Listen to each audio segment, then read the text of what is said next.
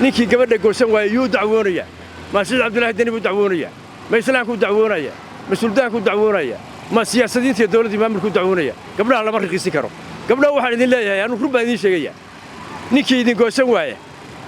gareys dheer waa inaa xirataan garka waa inaa iska saadaan laakiin gabdhaha la riqiisiyo gabdhaha lama riqiisi karo gabdhaha qaaliba ilaahay ka dhigana qaaligoodu way joogaan ninkii goosan waayana qortaas uga baxaya meeshaan meher ma ool meherka markii la isugu imanayo nin waliba horta gabar buu dhalay gabadhuna ilaahay baa qiimo u yeelay gabadhaha ilaahay baa qiimo u yeelay qiimaha gabdhaha ilaahay u siiyana oo adduunka aad aragtay ku dhisan yahay oo idinka idin wada dhalay oo guryaha idin joogana inaan basiirkooda hoos u dhigtaan oo maana yacni daruurta raqiisa laga dhigo anuu taa idinkuma raacsani ninkii la rayina idinkuma raaci doono ninkii gabadha goosan waaya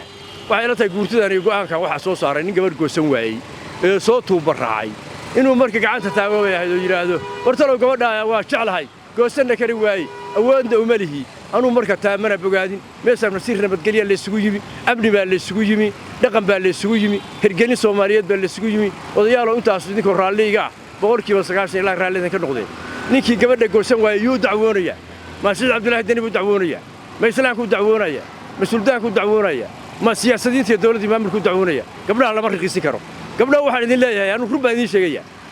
ninkii idin goosan waaya gareys dheer waa inaa xirataan garka waa inaa iska saadaan gabadha nin baa dhalay dhaqan iyo dhaqaalo ku soo arkay dib baa ka soo raacday dhididkiisa ku dhamaaday hadda reer miyigu hadday xoolo qalanayaan reerka xal neef qashiyo reerka xal qalan miyaa la kala ogaan karaa nin waliba gabadhiisa isagaa dhalay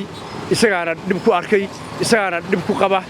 wixii calafisa siiyo cid kala ceyrinaysa ma jirto waaniga waa maxamed xaaji muuse dhammaan ummadana waa salaamaya inta hadda ka gudbo shalay waxa dhacay kalfadhi ku saabsan mawduucyada caasimadda Puntland ee gobolka Garowe odayaashii guurtadii waxgaradkii waa isu yimaadeen go'aanaha ka soo baxay go'aanada ka soo baxay waa go'aano aad iyo aad aan soo bogaadinayno una soo dhaweynayno mawduuca haddaan inta uga gudbo waxa weeye sideedaba nabaddu adaa ku nool iyada kuma noola nabaduna naasal nuugo iyada iska leh waxgaradka isimada cuqaysha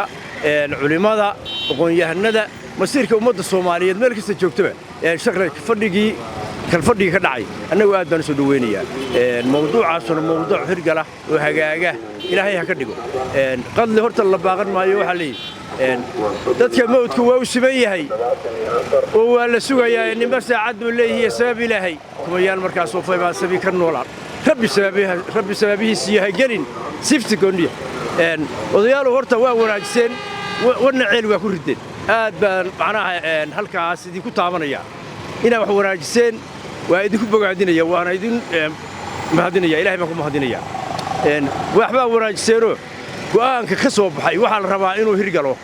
inuu hagaago buna aadanku waxa fiican in wax si aad loo faasiyo damiin far waaweyn wax loo dhigaa damiin far waaweyn wax loo dhigaa doqontana afka xamba ka saaran indhahana xilba ka saaran horta sideedaba sababta ilaahay baaqan mayso ama khadaha la sudulo ama abdaha la sudulo laakiin waxa la rabaa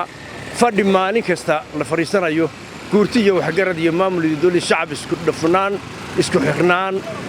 jibaarad awood go'aan muuqda inuu meesha ka hirgalo kana soo baxo mawduuca hadda inta uga gudbo dadka laynayo leeyahay toogasho lagu xukumay toogashada dadku haddii aan markii u horeysa markii qofku uu galo qadliga galo oo camda uu galo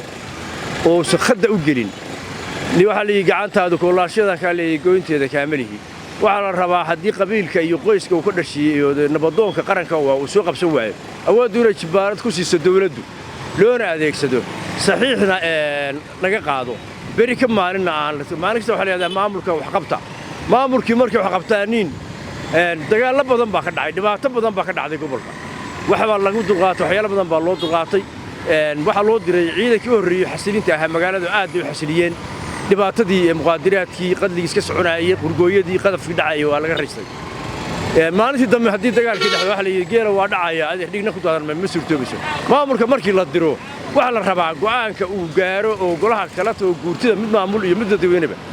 in jibaarad lagu siiyo xoogna lagu siiyo taas waa taa maamulku waa u fasaxan yahay awooduna u leeyahay jibaaraduna u leeyahay laakiin waxa hadhow way ku dambayn doontaa qabiil baan wax naga dilay taas waa in laga eegaa la hirgeliyaa xoojinna laga dhigaa tan labaad guurtida macnaha gabdhaha